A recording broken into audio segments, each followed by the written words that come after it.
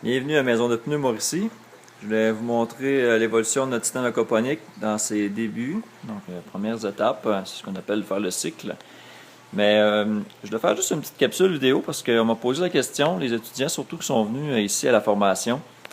On voulait savoir comment d'eau, combien d'eau ou quel débit d'eau on va avoir dans des aussi gros tuyaux et avec une pompe de 1000 gallons à l'heure. Et quel débit d'eau aussi est nécessaire pour déclencher les siphons automatiques. Donc juste pour vous donner une idée, ici on a une valve à billes qui nous permet de contrôler vraiment le débit de chacun des grow beds, des bacs à plantes. Donc ici on voit comment l'eau coule. C'est à peu près ce qui est nécessaire pour remplir le bassin à peu près en 7 minutes. Ça prend 1 minute à drainer après. Je vais vous montrer la dynamique, comment ça se passe.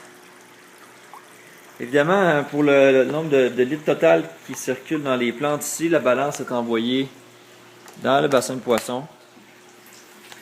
Donc ici,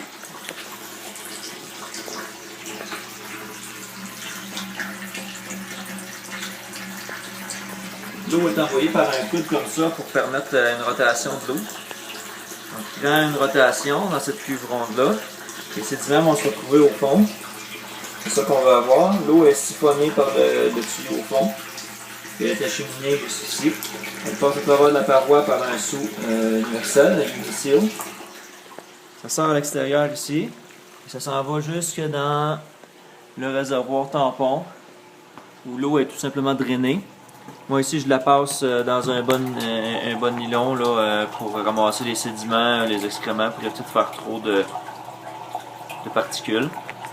Donc chacun de mes glow beds ici est drainé par un tuyau qui s'en va se connecter en dessous. Ici.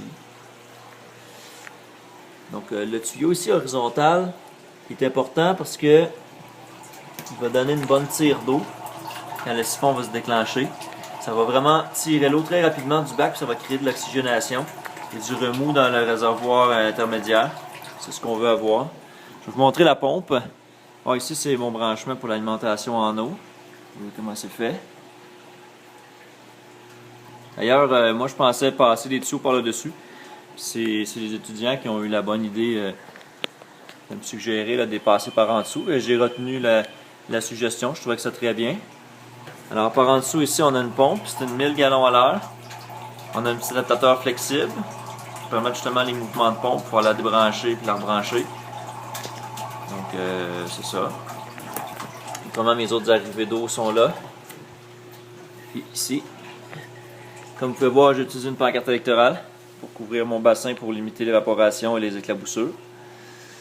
Donc je vais regarder s'il n'y a pas un réservoir qui est sur le point de déclencher. Alors, lui il s'en vient, mais c'est pas encore ça. Lui aussi, ça s'en vient. Bon, ils s'en viennent à peu près toutes.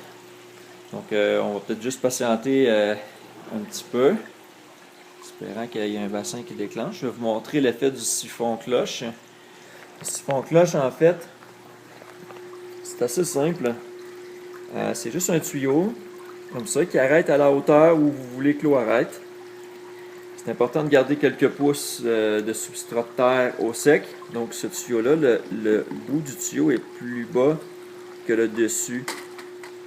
Ici d'environ 1 pouce, 2 pouces. 2 pouces idéal. Donc ça ici c'est vraiment juste un tuyau vide qui a été collé, qu'on place par-dessus. C'est ce que ça vient faire, ça vient faire une poche d'air. Et quand l'eau va monter assez qu'elle va s'engouffrer dans le tuyau, ça va créer une poche de surpression qui va chercher à s'équilibrer avec l'atmosphère. Pour ce faire, ça va chasser l'eau dans le tuyau très rapidement, jusqu'à temps que l'équilibre d'air soit repris à la fin. Je vais vous montrer celui-là ici, tu avais été déclenché. Ça fait à peu près 7 minutes, là. Je les ai chronométrés, ça fait à peu près 7 minutes que le niveau d'eau monte. On va clairement voir le niveau baisser là, à vue d'œil. Je vais vous montrer le débit auquel ça sort en dessous. C'est assez impressionnant. Alors, on entend qu'il y en a un autre siphon là-bas qui a déclenché. Je vais vous montrer ça ici. Il n'a pas encore commencé. Là, il n'y a aucune eau qui circule en dessous. Là. Il n'y a pas d'eau qui coule. Quand ça va commencer à couler, Il y a un petit peu d'eau qui coule jusqu'à temps que l'eau obstrue complètement le tuyau, le petit tuyau que je vous ai montré. À ce moment-là, il se crée un vide d'air dans la cloche. L'air qui est ici est prisonnière. Il va pousser sur l'eau pour drainer le bac au complet. Là, c'est commencé. Vous allez pouvoir voir l'eau qui descend en vue d'œil.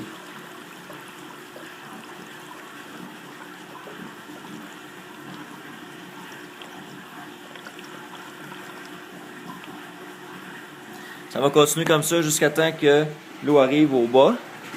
En attendant, ce qu'on va voir comme débit, c'est quelque chose comme ça. Donc ça va créer beaucoup de remous, beaucoup d'oxygène, c'est ça qu'on veut. On va voir qu'il y a un autre bac là-bas qui est en drainage aussi.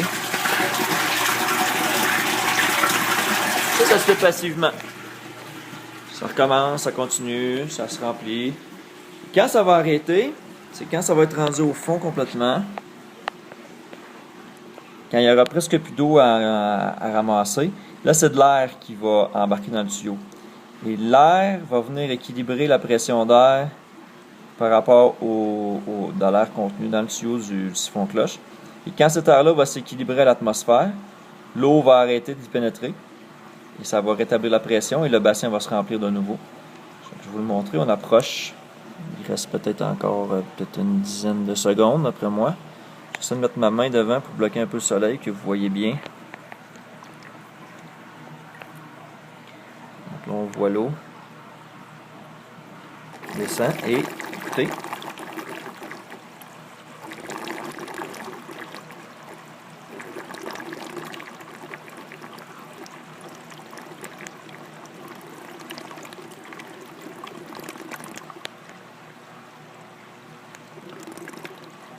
Le tuyau boit de l'air.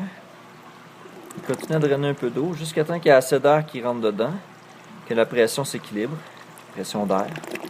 Et bientôt fini.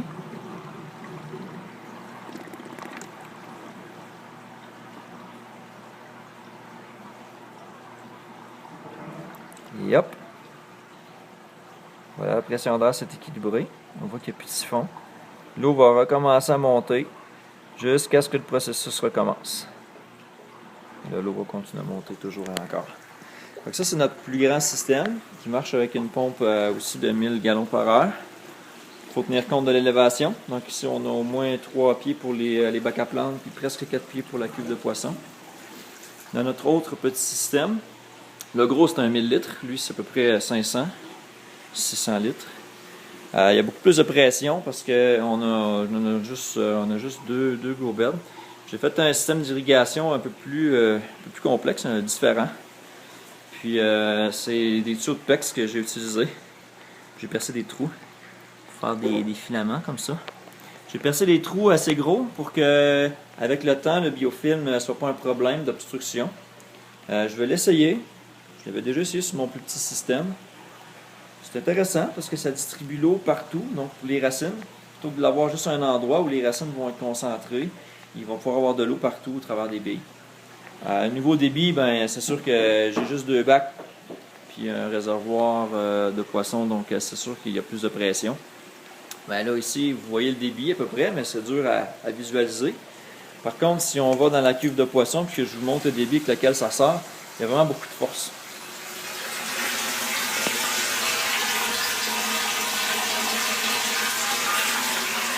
Vraiment, c'est le même principe. Ici, ça crée un tourbillon. Même pas trop fort, pas trop nuire au poisson. L'eau monte dans le tuyau, à partir du fond. On ramasse les sédiments. Le voyage ici. On va par là. Sort de la cuve. Ça en vient ici. Jusque dans le bassin de transition. Où l'eau est drainée. Constamment drainée. Au fur et à mesure qu'on ajoute de l'eau sort. Donc encore là, un bon nylon pour enlever les solides. Puis c'est le même genre de système de pompe. C'est ça que je voulais vous montrer. On vous fera d'autres vidéos lorsque il y aura plus de plantes qui vont pousser. Là, pour l'instant, on a juste pris un pied de céleri puis un pied de salade. Puis on attend un peu que ça pousse. Mais le système est en train d'être cyclé. Donc les colonies de bactéries ne sont pas encore complètement établies. On ajoute de l'ammoniac pour faire un cycle sans poisson. Puis on monitore les niveaux d'ammoniac, nitrite, nitrate jusqu'à temps que ça soit optimum pour l'introduction des poissons, pour que ce soit sans danger pour eux. Donc voilà, ça ressemble à ça. À la prochaine!